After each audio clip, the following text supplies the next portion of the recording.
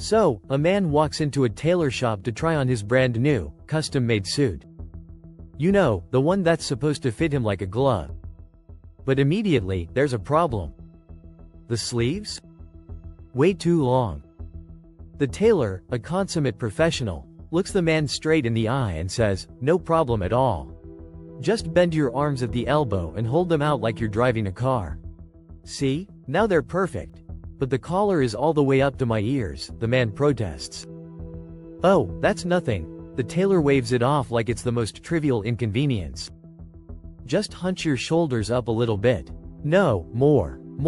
There. Looks perfect now, doesn't it?"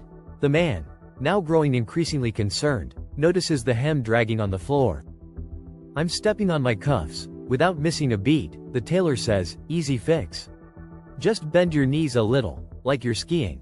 There you go. Look in the mirror. The suit fits you perfectly. So, twisted up like a human pretzel." The man awkwardly staggers out into the street, trying not to lose his balance. Two women, Reba and Florence, see him hobbling by. "Oh, look at that poor man," says Reba, her voice filled with sympathy. "Yes," Florence nods. "Poor guy. But what a beautiful suit." Now, if that doesn't remind you of meteorology's long history of dressing up a theory that doesn't quite fit, I don't know what will. It all began with James Pollard Espy, otherwise known as the Storm King. Espy's 1840s theory was groundbreaking. He had this brilliant explanation for the power and uplift in thunderstorms. Moist air, he claimed, is lighter than dry air. It just floats right up there like a balloon. And his proof? Some impressive sounding ideal gas law equations. Gotta love a man who does math. Of course, there was a teensy problem. Everybody's senses were screaming, "Wait a minute, moist air feels heavier, not lighter." But who needs common sense when you've got gas laws that don't actually apply to hydrogen oxide? Oh, right, ideal gas laws only apply to ideal gases. And, just to complicate things further, hydrogen oxide isn't even a gas until it's boiling at a cozy 212 degrees Fahrenheit. Minor detail, right? Especially when the atmosphere rarely gets above 100 degrees. But Espy had a solution. He waved away the objections with a, "Don't worry about it. Without this theory, we can't explain clouds." And, with that brilliant logic, everybody nodded along, because, well, what else were they going to do? Fast forward a bit, and something curious started happening. People noticed this mysterious layer of air, just hanging out about 1,000 feet above the ground. It was flat, it was calm, and, surprise, the moist air was stuck below it. Kind of awkward when your whole theory is based on moist air floating above dry air. Meteorologists, now a bona fide group of experts thanks to Espy, began to sweat. Their entire career was at risk if they couldn't explain this bizarre anomaly. Then, one of them had a stroke of genius. The layer above is warmer. That's why the moist air doesn't rise. It's capped off by this warm blanket of stability.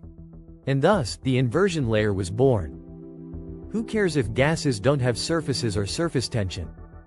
That's just a minor inconvenience when you're building an empire of theory. And sure, there were a few rumblings about how this explanation might be, oh, I don't know, fundamentally flawed. But, over time, they realized the theory had some unexpected perks. One glaring problem had always been that thunderstorms seemed to happen nowhere near the moist, warm bodies of water that supposedly fed them. Conveniently, the new cap idea allowed them to ignore that troubling detail. Now they had an explanation for why thunderstorms would happen hundreds of miles inland, far away from all that pesky moisture. Neat, right? Of course, a few brave souls pointed out that this whole business was starting to sound like a comedy of contradictions. So, dry air is both stabilizing the atmosphere and letting moist air rise to create storms? How exactly does that work? They asked, genuinely puzzled. But meteorologists are nothing if not resourceful, so they introduced parcel theory to the mix. Ah, parcel theory. The Swiss Army knife of meteorology. Need to explain why the atmosphere is stable and unstable at the same time? Parcel theory's got you covered. The beauty of parcel theory is that it's so vague and abstract, it's basically untestable. It's like Schrödinger's cat, but for weather. Who can say how big or small a parcel is? Does the entire atmosphere move, or just the little parcel? Who knows? And the best part? It doesn't need to have any practical application in predicting or preventing storms. It's like a magician's trick. A little sleight of hand to keep the public from noticing the theory is, well, unraveling at the seams. So, the next time you meet a meteorologist, especially one who specializes in storm theory or tornado genesis, take a moment to appreciate the mental gymnastics they're performing. It's not easy to make a theory that fits like a badly tailored suit look presentable. But hey, what a beautiful suit, right?